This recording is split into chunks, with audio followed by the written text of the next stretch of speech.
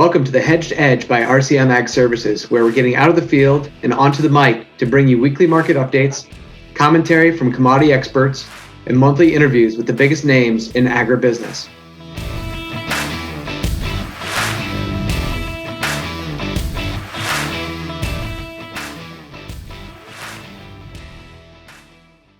Welcome to the next episode of the Hedged Edge. As always, I'm your host, Jeff Eisenberg.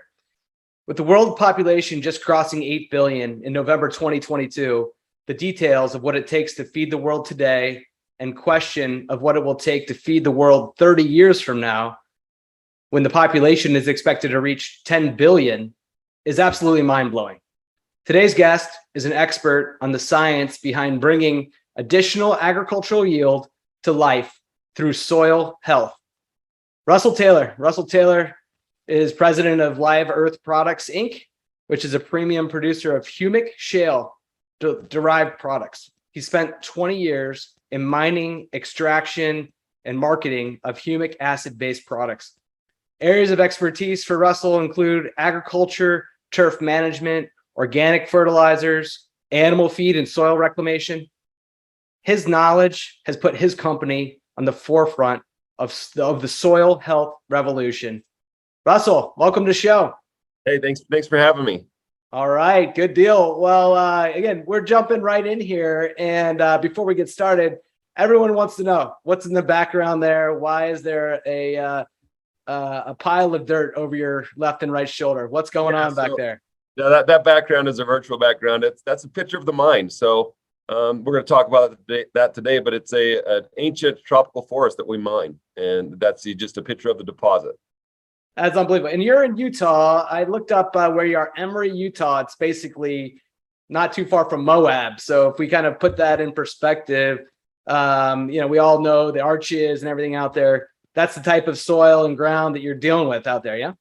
Yeah. So we're underneath the sandstone cap. So that sandstone has basically kept this ancient forest trapped for millions of years. Wow. But yeah, in the middle of the Utah desert of all places.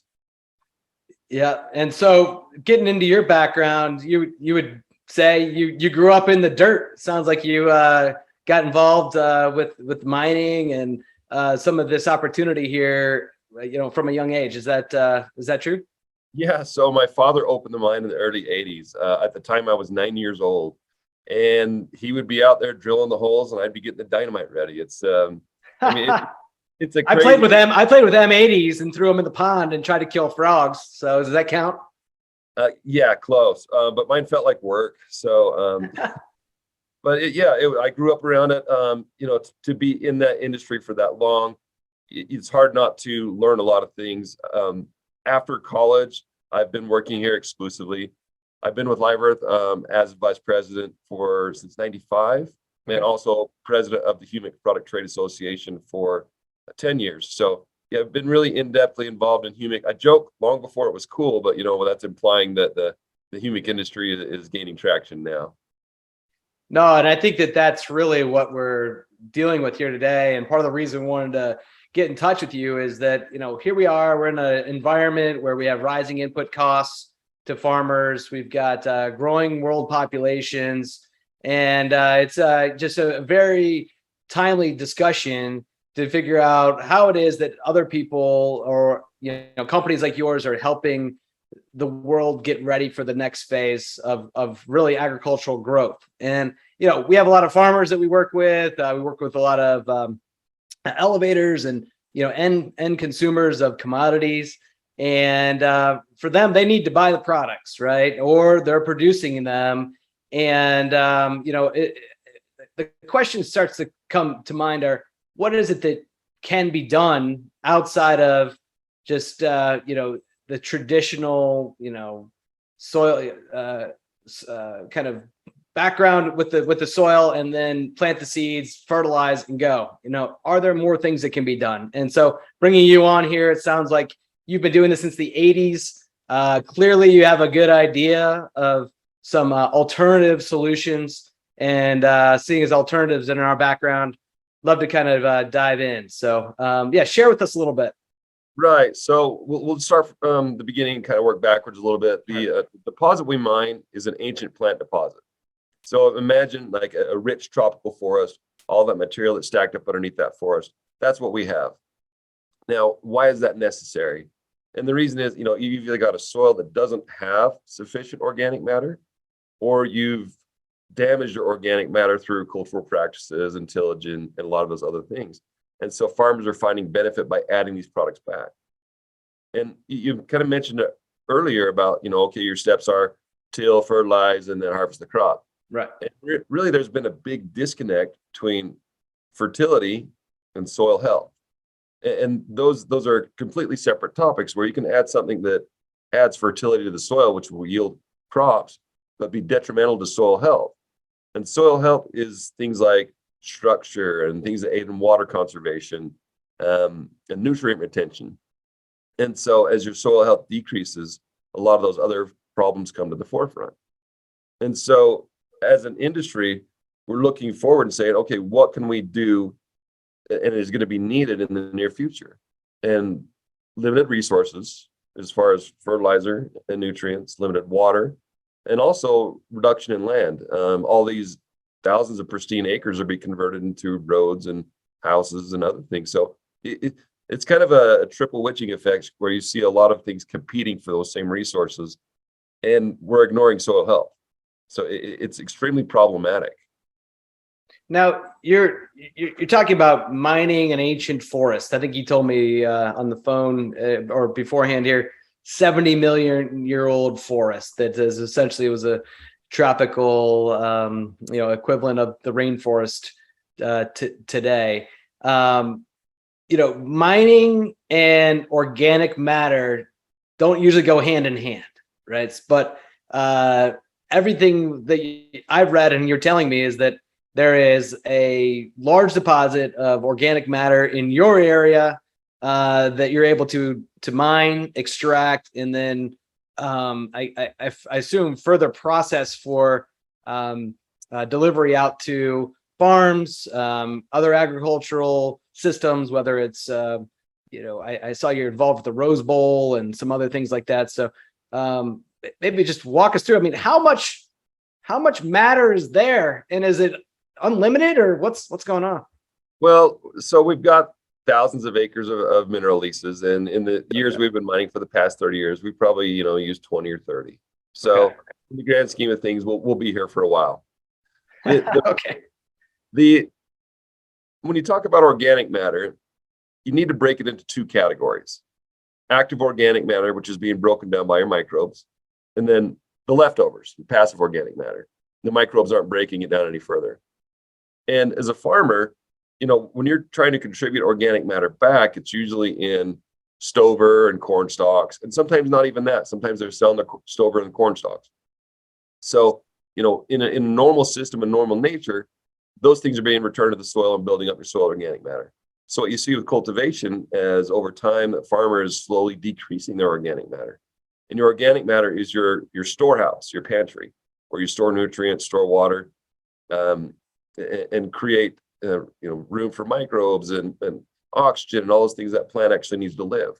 So by adding the product that we're selling, which is Humate, you're kind of backstopping that process. So you might not be returning those organic compounds back to the soil through the crops, but you're actually able to add this to help build the soil organic matter through other means. And that's a big deal right now with areas, especially there in the West. I mean, it's so dry. You've got drought conditions. If you could hold on to more water, then that's a bonus, right? Right. And it's kind of a catchy thing, right? You use less because you lose less.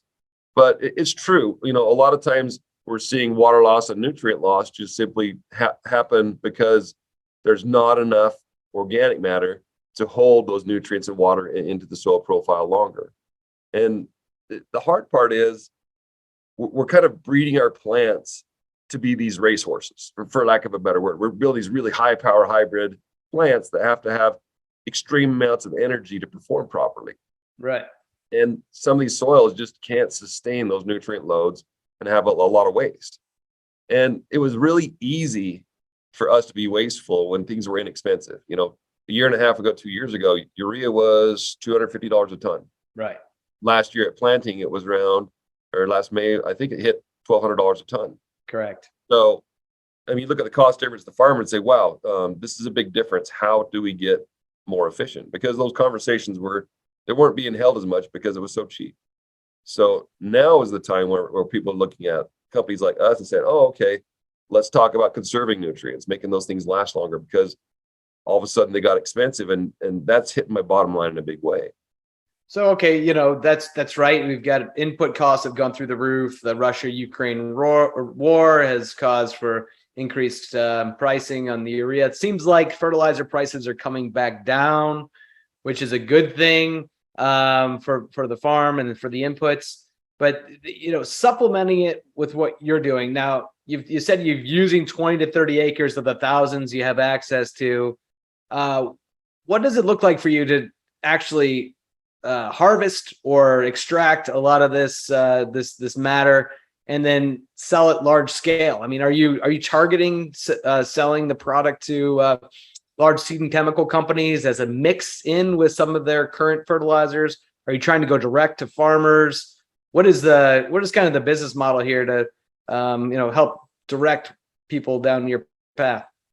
Sure. So we are a family business owned by my father, operated by myself and my brother, and we're small, right? So we work through dealers. There's no sense for us to, as a small company, to try to recreate the wheel, find a local agronomist, get them hired on. So we sell through distribution through a local farmer co-op. So in Utah, for example, if you went to Intermountain Farmers Association, you would find our products readily available through their cooperative.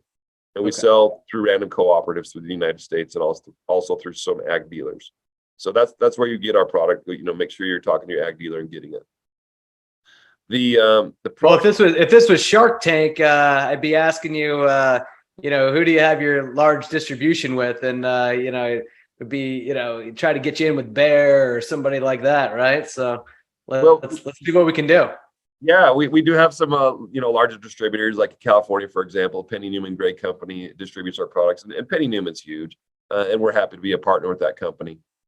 Some of the areas where we have less distribution, the further you get to the east, obviously, freight becomes an issue, and prices, we get a little more sensitive to the farmers. But we distribute actually internationally. We sell these products as raw materials and extracts. So what you see there behind me, that's just a picture of the raw deposit. And we'll just take that, the sandstone layer on top, blast it and remove it, and just take an excavator and shear it. It's soft, brown, dark material. And screen it, we granulate it and sell it as a raw material. We also do some extracted ingredients. We sell a liquid humic acid and liquid fulvic acid. What's interesting about this deposit, you'd mentioned, where we're selling it. Is it going to just ag? But the answer is no. We sell it into ingredients in dietary supplements, cosmetics, animal feeds, and fertilizers. And you're thinking, well, that's kind of an odd thing, but this is an old plant deposit, and it's clear full of minerals. So sometimes on the label, when it says minerals, that's us, because they're using it as a background trace mineral. Got it. And now I start to think about, okay, we're talked at the beginning that, we really need to focus on soil health for around the globe to grow and increase the amount of yield of food that we can actually make available to the world population. Are there other types of deposits like this, or areas that you and your company could target around the globe to really just replicate your business and say, sub-Saharan Africa or, China or something along those lines? For a company, we're not, wanting to take over the world, owning all these deposits. We actually have some friends and peers in our industry through the Humic Product Trade Association that are doing similar things. So if you're looking for a deposit in the region of the United States where, we're not reaching, go to humictrade.org and look in the member section. You'll see a list of members that are also, our peers in the industry selling and manufacturing humic acids. Now, humic deposits vary in their parent material. So, 75 million years ago, we were a semi-tropical forest. Some places had grasslands or swamps, and so or peat bogs. And so what made their humic deposit was a different parent material. So they're all a little bit different. Some might have higher humic values or lower fulvic values. And so they will vary in what they describe as age, rate, and decomposition. So, some are very immature, like in Canada, you've got those were peat bogs that are fully kind of no longer peat, but slowly transitioning into these deposits. And in your listeners' minds, imagine, when does an apple turned into compost. It's a process, right? Of Right. decomposition. The same thing occurs with this old plant material. You had an ancient forest that fell down and then it got deposited. And over time with heat and pressure, it hasn't turned into coal yet, but it's sure broken down from what it was. So that's kind of where it's at, is somewhere between peat moss and coal. Well, I'm definitely buying a bag this year for my garden here in Ohio. I'm gonna need it.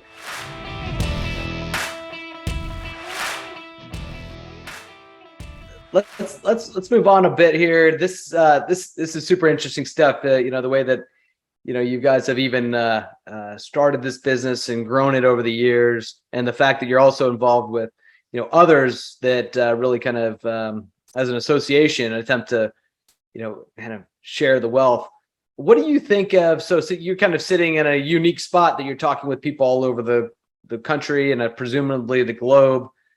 I guess, what do you think agriculture success looks like as we start looking out 5, 10, 20, 30 years from now, as it relates to soil health and opportunity? There's a lot of hope on the horizon. And when I say that is, conservation has become a big issue, particularly because inputs got expensive. When nitrogen got expensive, all of a sudden people started talking about conversation. Until our agricultural practices decouple from petroleum-based inputs, will always be beholden to that industry. Right. And the problem is this: use the nitrogen industry, for example. Nitrogen is made through what they call a Haber-Bosch process. They use some type of either natural gas or in Europe, or maybe some dirty coal in China to capture nitrogen out of the air and make that nitrogen. So that's we're you see a war on these fossil fuels, and you start looking at some of the dirty players and where we can impact it. And nitrogen is one of them. We've got to decouple our nitrogen from these processes. So in the future, some businesses will succeed significantly by either figuring out a way to produce that nitrogen without fossil fuels, or conserving the nitrogen we make. Maybe that's the only way we could make this type of nitrogen, but using technology like ours, actually taking that nitrogen and making a better utilization of it. So going forward in the future, I think we're going to focus in on not just precision ag, because precision ag, in the past, people thought, machines and computers and strategically placing fertilizer on the soil. Well, the problem is, if that soil health is degraded, it's not going to hold those nutrients. And some of these fertilizers are extremely soluble. So one example is, imagine somebody told you and me that we're going to have to drink all of our water for the month in one sitting from a fire hose. Right. Both painful and inefficient, right? There's going to be waste, water everywhere, and you and I are going to be unhappy. That's what we're doing with some of these crops. We're giving them a big dose of fertilizer at the beginning of the season, and at the end of the season, they're saying, "What? You ran out?" So when we're mimicking nature, when we're taking that nitrogen and attaching it to a carbon like a humic acid, that plant gets a longer look at it. So I can give you a couple examples. We recently did some work in 2018 through 2021 with the University of Tennessee. Okay. We did granular fertilizers and then liquid fertilizers. And I'll just give you one quick example. We took a side dress application. That's where you go on corn later on in the season and you give it another dose of nitrogen. And that side dress application, we went with and without humic acid. Now, the corn that had received extra humic acid produced almost 20 more bushels of corn than the corn that did not. And now this is a low organic matter soil, and that's the response you would want to see. Is you would want to see, okay, how come that corn the corn plant was able to produce more corn?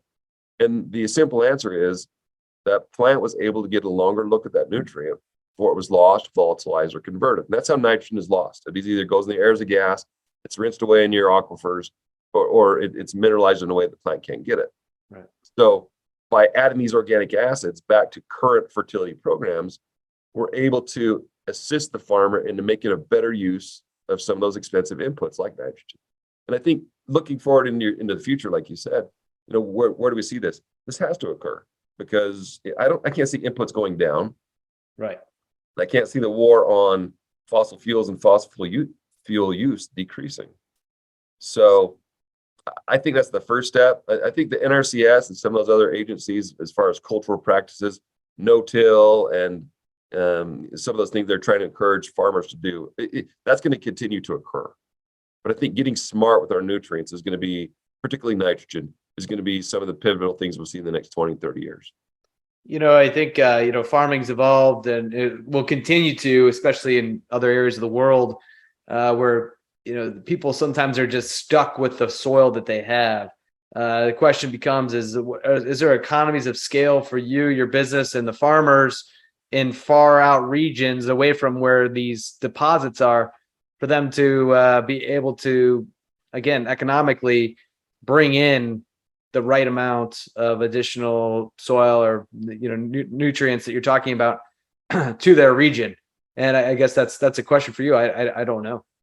So there is a document out there by the NRCS, and that's it talks about soil health and how to build soil health and how to build soil organic matter. Yeah, we'll make that one available in the show notes here. Sure. So I'll just summarize, a couple points out of that real quickly. It talks about, how to change soil organic matter over time. And the one thing you've got to remember is it's like eating an elephant.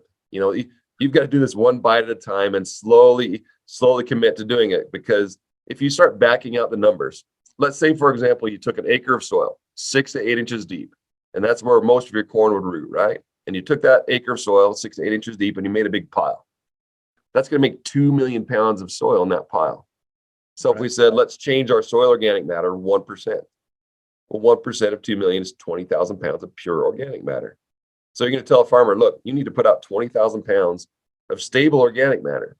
Now, stable's got the big asterisk next to it because corn stover and manure and all those things have a 10-to-1 conversion. When the soil microbes break it down, it takes 10 pounds of active organic matter to make 1 pound of passive. So that means to get your 20,000 pounds of stable organic matter, you have to put 200,000 pounds of active organic matter. Okay. And no farmer is putting down 100 tons of anything. Exactly. That's right. So that when we're talking about taking bites of this at a time, you've got to commit to it. Now, what's the upside and the benefits? And if you read that document, you'll see, 1% change in organic matter will conserve 27 to 30,000 more gallons of water per acre. All of a sudden, that makes a difference. You could fill a few swimming pools with that amount of water. If let's say you're dryland wheat or dryland corn, you're conserving 30,000 more gallons of water per acre. That's a big deal. It's not acres and acres feet of water, but it's enough water to maybe make a difference on yield. So that over time, plus the nutrient retention, is real big reasons why you should increase your soil organic matter. And that down the road is going to turn into profits. If you're retaining nitrogen, it's because you're retaining the water that's got that water, their nitrogen in it, and keep preventing it from leaching away. So you're really, if I had to put an analogy around it, you're saying that your efforts and these efforts in general, whether it's through you, your company, or your association, it's more of a dial than a switch. You really have to commit to this over time and see the results. Right. Now, there is one little nuance in there, and is, these raw materials, like I've talked about behind me in bulk, are used as soil amendments. In some of the extracts we make, these products act like a biostimulant, where we see some accelerated plant growth when you solubilize some of the components. Okay. And so people will actually add those extracts to their fertilizer. I call it a dealer cocktail, but that they're adding them. And what we see is kind of a 1 + 1 = 3, where the added benefit of the humic acid causes that plant to take those nutrients in quicker and allow that plant to achieve a higher genetic potential or a better yield.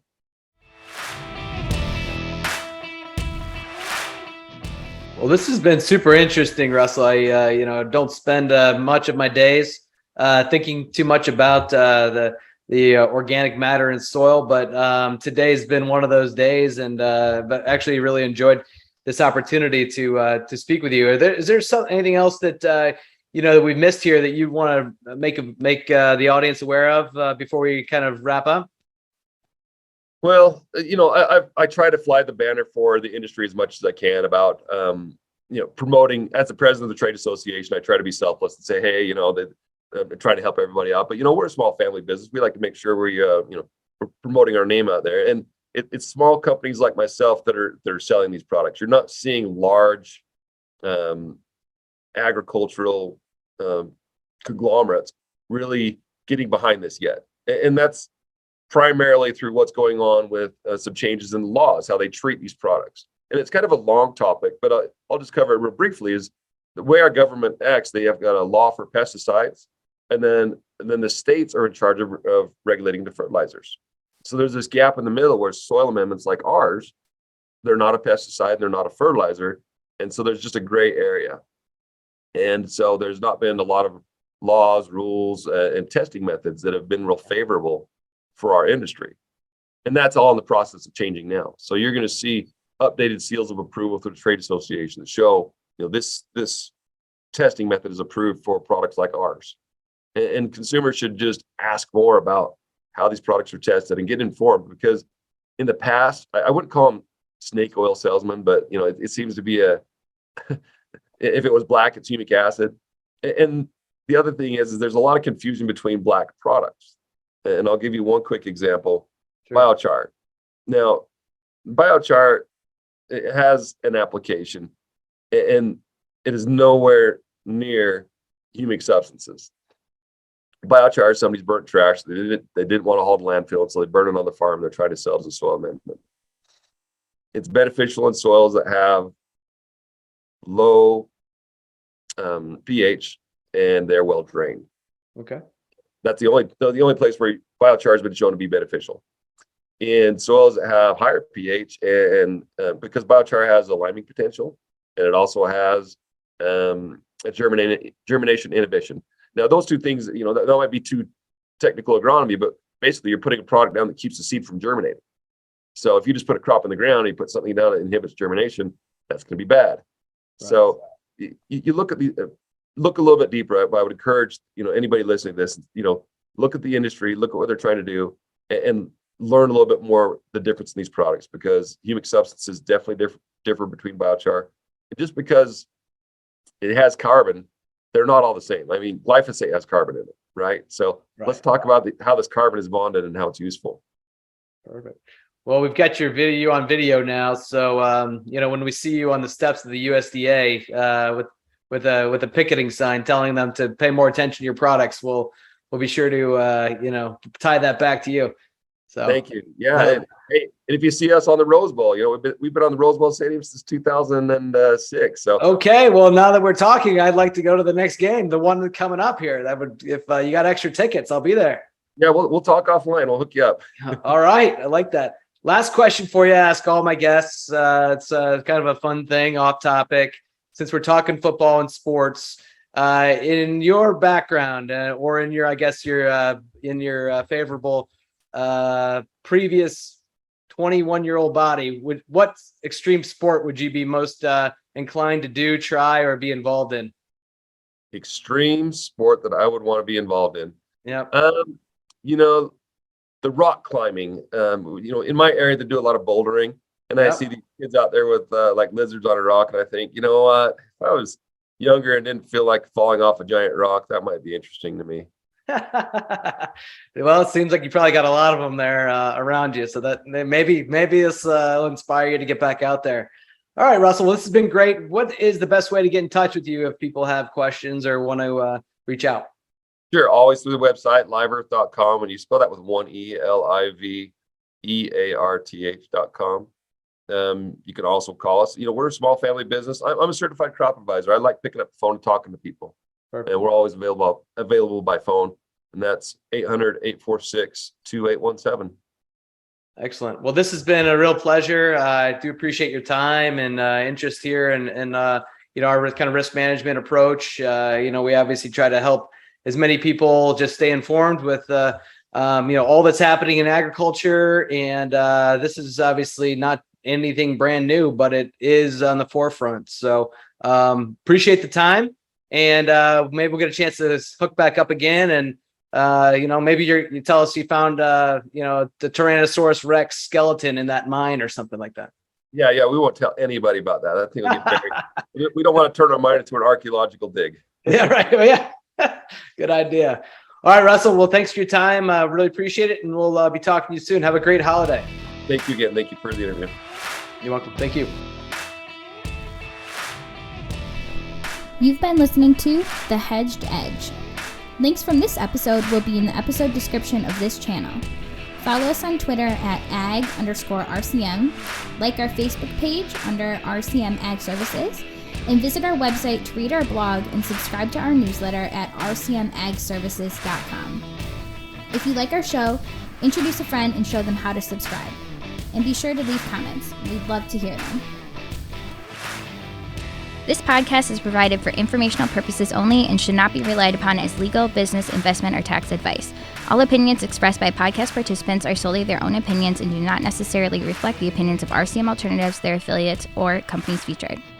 Due to industry regulations, participants on this podcast are instructed not to make specific trade recommendations nor reference past or potential profits, and listeners are reminded that managed futures, commodity trading, and other alternative investments are complex and carry a risk of substantial losses.